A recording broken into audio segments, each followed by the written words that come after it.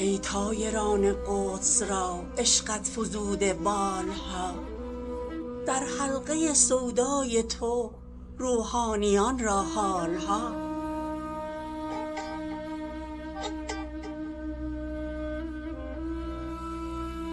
در لا احب الآفلین پاکی ز صورتها یقین، در دیده های غیب بین هر دم ز تو تمثالها.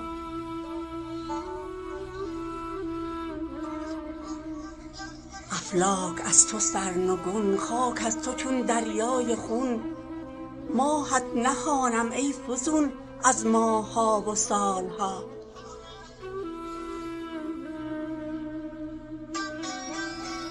کوه از غمت بشکافته وان غم به دل در تافته، یک قطره خونی یافته از فضلت این افضالها.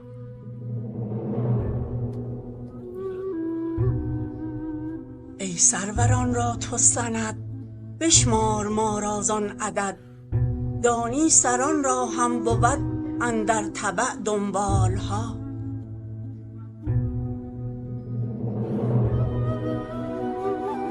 سازی ز خاکی سیدی بر وی فرشته حاسدی، با نقد تو جان کاسدی پامال گشته مالها.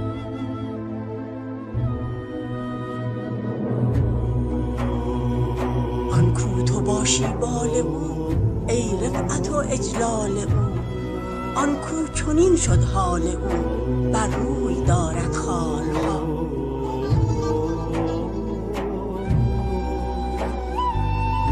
گیرم که خارم خار بد خار از پی گل می زهد، صراف زر هم می نهد جو بر سر مثقالها.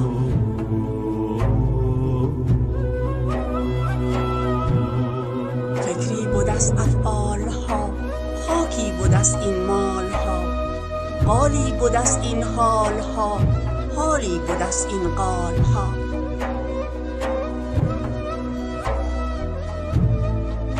آغاز عالم غلغله پایان عالم زلزله، عشقی و شکری با گله آرام با زلزالها.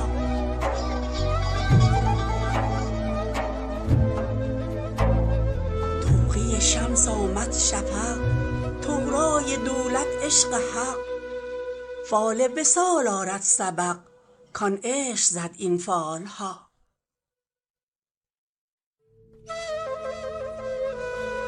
از رحمة للعالمین اقبال درویشان ببین، چون مه منور خرقه ها چون گل معطر شالها.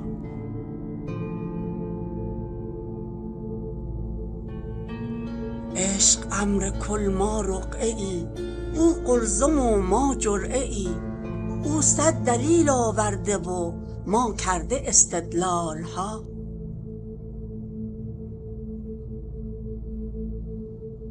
از عشق گردون معتلق بی عشق اختر منخسف، از عشق گشته دال الف بی عشق الف چون دالها.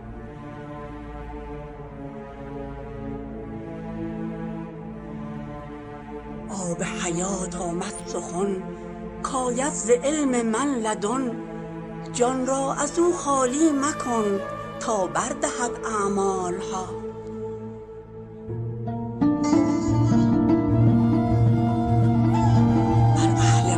شد سخن اجمالها تفصیلها، بر اهل صورت شد سخن تفصیلها اجمالها.